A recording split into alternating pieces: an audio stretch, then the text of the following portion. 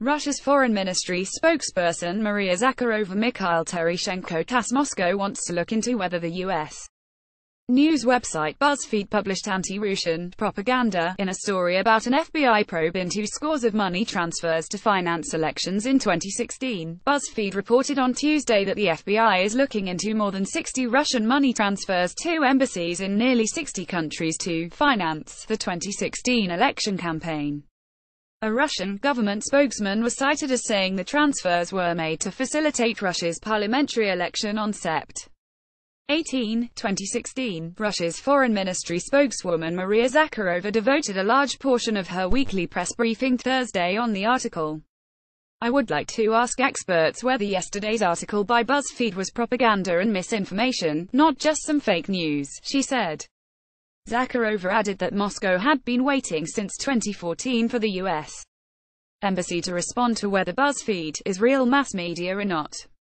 She claimed that the outlet did not seek comment from the ministry, although the article mentions requesting comments from both the ministry and the Russian embassy in Washington. Neither responded, the BuzzFeed article states. Hours after the story was published, both entities issued statements on social media denouncing the story. Zakharova expressed indignation that the U.S. intelligence shared the bank transfers with the press. "We consider these actions, including that the FBI is investigating our embassy's transfers, as a new attempt to put pressure on Russian missions in the U.S. We once again ask the Americans to stop playing these games and return to normal diplomatic dialogue." On Friday morning, BuzzFeed News spokesperson Matt Mittenthal told the Moscow Times that Ms.